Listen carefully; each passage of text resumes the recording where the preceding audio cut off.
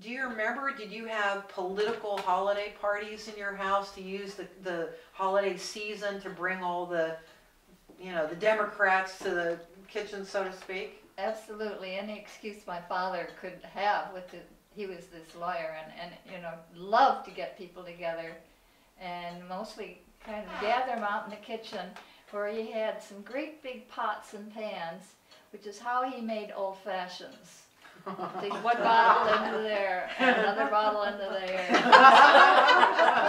And then he would go out and ask, would you like a drink? And they'd say, what? He wouldn't give them an offering of what kind. He would just bring it. But those were wonderful parties. I can remember my parents and their guests just having a great old time. That's great. Excitement was, of course, having Adlai there was really wonderful for me and my sisters who were teenagers. And the mayor of Chicago was another person that came. And it was a kind of an old traditional Chicago thing going on. We loved it. That's great. Well, another Chicagoan is in our White House now. I remember Christmas, and maybe you can remember neighborhood parties, that my family were a bunch of elected Republican officials. And I somehow always thought I must have been born in the wrong family, because every time I was around them, I would cringe, and my mother would say, please don't talk about current events.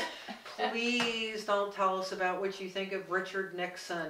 And I would say, what's it worth to you, being a, you know, a little instructed with 11-year-old.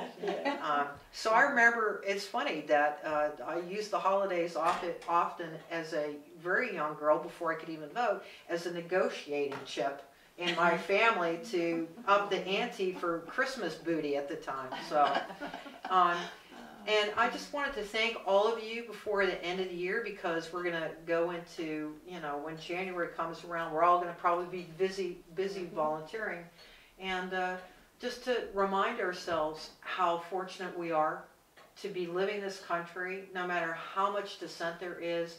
As I get older, and I know it's very hard for a lot of young people to understand, even like the people who are involved with the Occupy movement, you know, they're at that age where their voice of dissent is a part of their political growth, so to speak, because you have to have, I think, and I know we've all lived long enough to say, unless you have comparisons of the good and the bad and the middle to understand, then you don't have anything to grab onto to go forward. And I feel very strongly that the Democrats, that's one thing. Your husband voiced that tonight about the principles. Right. And by the way, we didn't drink Kool-Aid tonight. We drank cider. So we were saying that. Does anybody else have anything else to add? Mount Vernon cider up That's there. great. We were in the Foreign Service, so frequently we could not do things around the holiday. But I can remember when Goldwater and Truman Johnson were having the election, and we wanted to have a party because we always like to have parties around elections. So I couldn't figure out how in the American Embassy I could advertise this. And so what I finally did was I asked people to come to our party if they knew, I mean, if they didn't know who we were voting for, they could ask me and I would tell them. I didn't feel it would be quite appropriate to say, if you're a Democrat, you can come to our election party. So we had a really fun party, but, and as far as I remember, everybody was of the right type. So.